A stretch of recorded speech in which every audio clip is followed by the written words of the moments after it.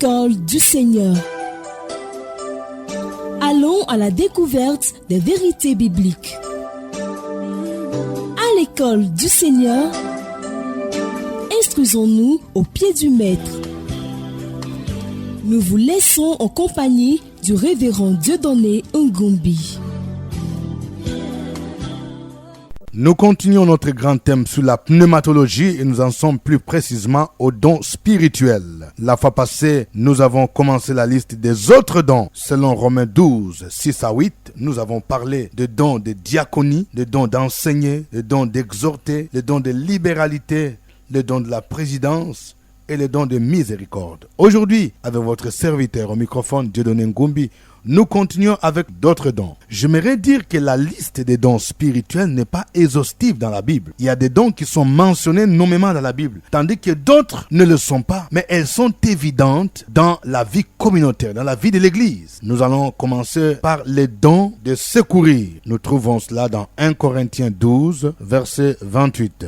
Ce passage dit ceci: « Et Dieu a établi dans l'Église, premièrement, des apôtres, secondement, des prophètes, troisièmement, des docteurs, ensuite ceux qui ont les dons des miracles, puis ceux qui ont les dons de guérir, de secourir, de gouverner, de parler diverses langues. » Le mot grec qui est traduit par secourir veut dire également aider, apporter un renfort, aider, se prêter sa main, ses forces, ses capacités à quelqu'un pour le soulager dans son travail. Ceux qui ont les dons de secourir viennent en aide dans la communauté, aux frères et sœurs qui sont dans les besoins. Dans Actes 20, verset 35, Paul disait: « Je vous ai montré toute manière que c'est en travaillant ainsi qu'il faut soutenir les faibles et se rappeler les paroles du Seigneur qui a dit lui-même: il y a plus de bonheur à donner qu'à recevoir. » Nous pouvons citer l'exemple des bons samaritains que nous trouvons dans Luc 10, 33 à 35.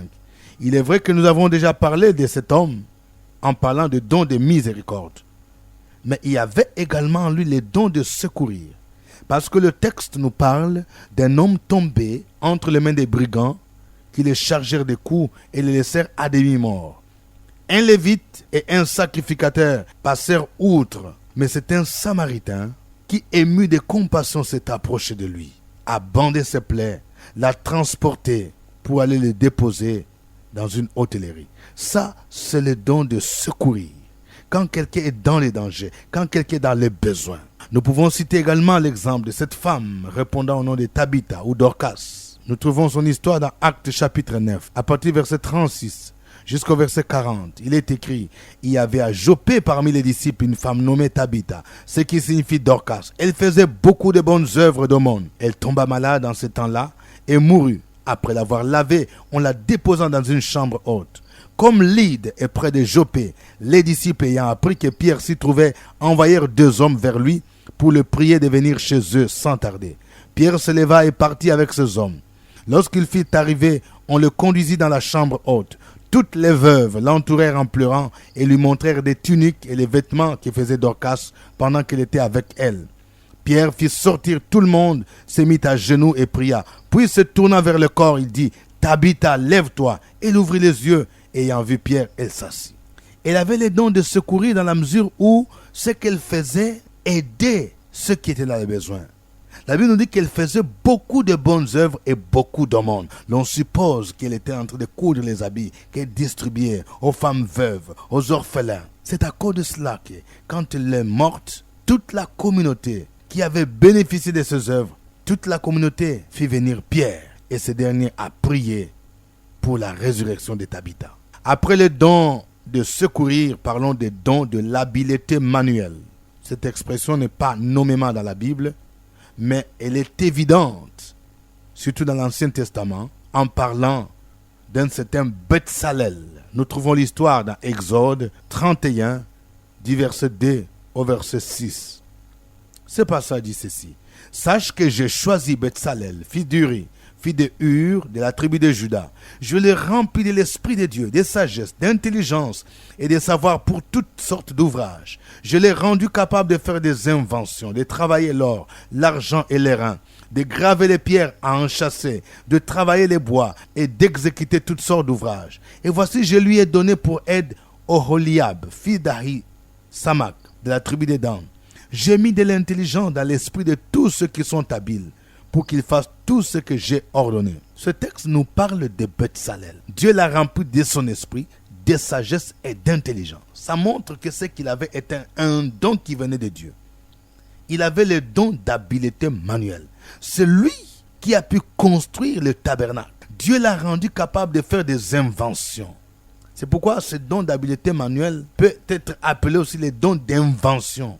La Bible nous dit que Dieu l'a rendu capable de faire des inventions, de travailler l'or, de l'argent, de l'airain, de graver des pierres et d'exécuter toutes sortes d'ouvrages. La Bible parle aussi d'un certain Oholiab à qui Dieu a donné l'intelligence. On dit que toutes ces personnes étaient habiles pour faire le travail que Dieu a ordonné, c'est-à-dire la construction de tabernacle.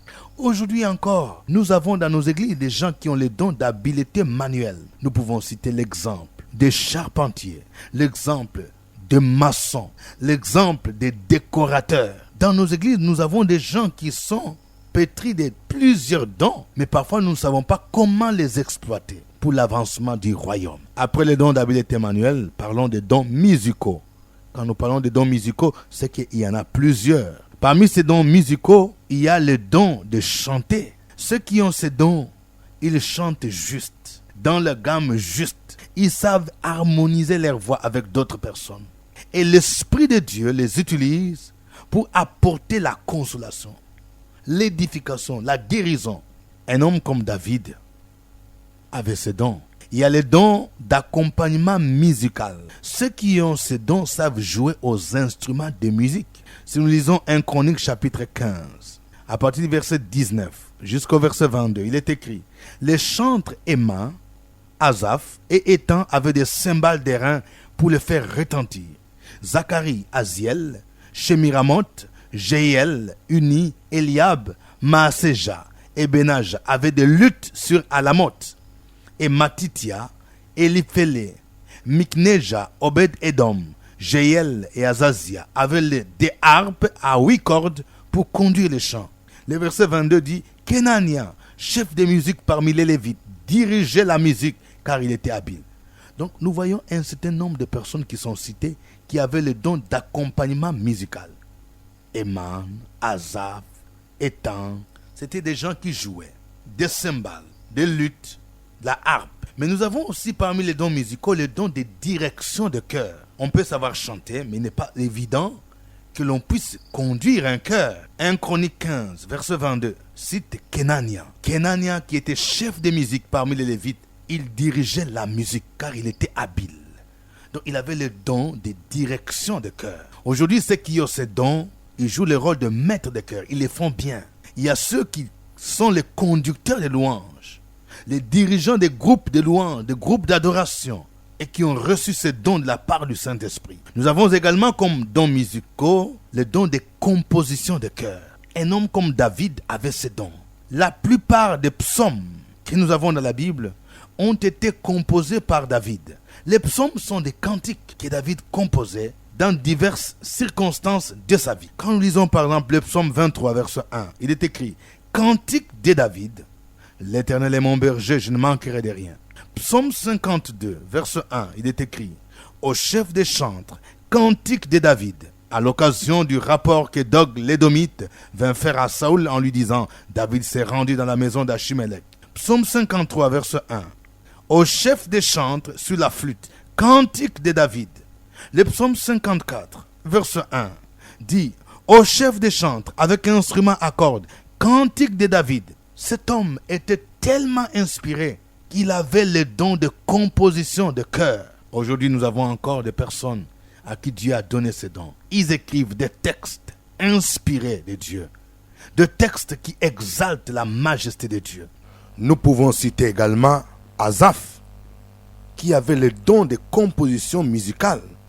En lisant attentivement les livres des psaumes, vous y découvrez que, à partir du psaume 73 jusqu'au psaume 83, nous trouvons la mention de psaume d'Asaph. Ceci veut dire que c'est Asaph qui a composé ces cantiques merveilleux à l'honneur de l'Éternel. Les fils de Corée peuvent être aussi mentionnés parmi ceux qui avaient le don de composition musicale. Quand vous lisez le psaume 84, il est écrit au chef des chantres sur la guidite des fils de Corée.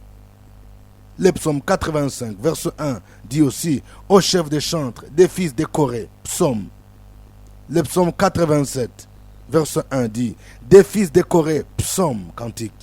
Psaume 88, verset 1 dit cantique, psaume des fils de Corée au chef des chantres pour chanter sur la flûte. Nous avons aussi les dons d'improvisation musicale. Ceux qui ont ces dons peuvent entonner des chants spontanés dans un moment de prière, dans un culte, et peuvent entraîner toute l'assemblée. Dans Éphésiens chapitre 5, verset 19, l'apôtre Paul disait: entretenez-vous par des psaumes, par des hymnes et par des cantiques spirituels, chantant et célébrant de tout votre cœur les louanges du Seigneur.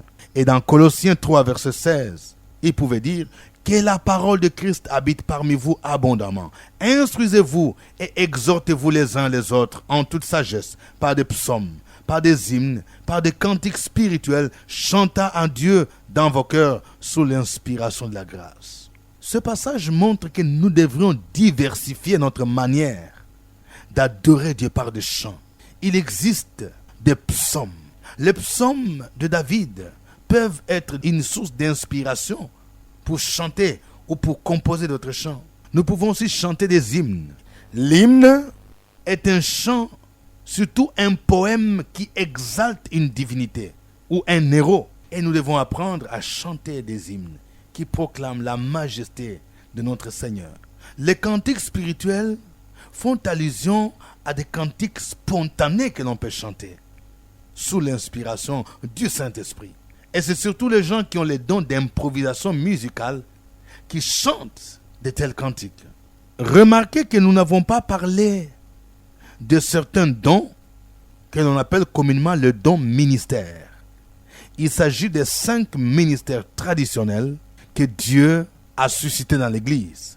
Selon Éphésiens chapitre 4, du verset 11 jusqu'au verset 12, où il est écrit: et il a donné les uns comme apôtres, les autres comme prophètes, les autres comme évangélistes, les autres comme pasteurs et docteurs, pour le perfectionnement des saints en vue de l'œuvre du ministère et de l'édification du corps du Christ. Ces dons ont un caractère particulier.